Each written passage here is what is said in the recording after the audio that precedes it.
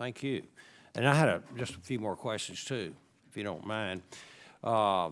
Concerning Orion, last year NASA requested $1.186 billion for Orion, and Congress appropriated $1.35 in fiscal year 17, which continues under the current continuing resolution.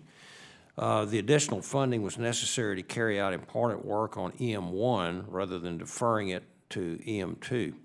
NASA is once again requesting to decrease Orion funding. What content would be removed if NASA received $1.16 billion rather than the $1.35 in FY19? Can I submit that for the record? You sure can. Yeah, let me get that back to you so I get the exact content that's in there. We'd like to know. Yeah. Okay. And then concerning risk, in your January talk to CSIS, you spoke about risk, and that trading between specific engineering choices and national strategic imperatives is a difficult but occasionally necessary discussion. Is this the right time now for the nation to reassess how we handle risk? Is this something that NASA should engage with industry, trade associations, and academia on? I think this is a good time as any to do that. I think we should do that all the time. You know, nothing we're going to take on in this exploration agenda is going to be without risk. Right. But we're not going to do it in a way, you know, we're not going to take excessive risk either. We're going to make sure we manage that risk appropriately. And I think the American public, this body, all need to understand that's what that risk is. And risk comes in many fashions, as you know, Mr. Chairman. There's technical risk for a given mission. There's political risk for not doing it or doing it. There's programmatic risk in terms of the budget and the challenges we're trying to meet. And at the end of the day, I could make an argument that the least risky thing is to sit on the ground and not fly. Right. But I could tell you that's probably the most risky thing for us to do as a nation from an overall perspective. I would agree. And so that's, to me, so I think the time to have that discussion is probably now as we enter this next phase of exploration and pushing. And then would love to engage not only the groups you talked about, but frankly this body as well, because you guys are the ones that help us authorize what we're going to go do and understand that. Okay. And then on hurricane relief, you know, we just got hit really hard by Hurricane Harvey at Johnson Space Center. All 9 counties that I represent were federal declarations of disaster. What is the status of hurricane funding for NASA centers? Yeah, we're working the apportionments with OMB now. Yeah. At a level of detail that we haven't done before, so we're trying to make sure we get that done correctly, and so that we're all tracking where that dollars go and make sure we know where it is. So we're working that, and we should get that out hopefully soon. Okay. And then to kind of go back to a subject that's already been broached this morning on the mobile launch platform, you had spoken to it already, but I was wondering about I was down in Florida a couple of weeks ago for the National Space Council meeting, and you were there, and appreciated your testimony.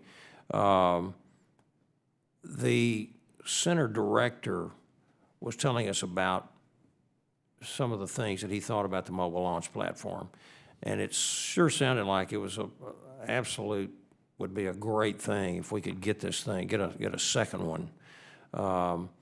And as far as the time element and the construction of it, and since, if I understood you correctly earlier today, you said that's really kind of off the table right now, correct? Mm-hmm. If we decided to put it on the table, would we be behind the 8 ball in as far as the time elements in EM1 and EM2 launches? I think the challenge would be if a mobile launcher showed up as something we're going to go build, we would not start modifying the one that we're building for EM1. We would not start that modification process, and therefore, once we flew once on that launch platform, it's now ready to fly again. And so we would go through the process of hopefully purchasing another ICPS, right? Right. Again, with the expense that comes with it. I want to be really clear. Yeah. And also human rating that, and so we could fly Orion with crew quicker. And so maybe the first launch off of the new MLP that we would build in that mode might be EM3 or EM4, right? But it would leave us the capability to keep flying on the mobile launcher that we're building today instead of going in and modifying it.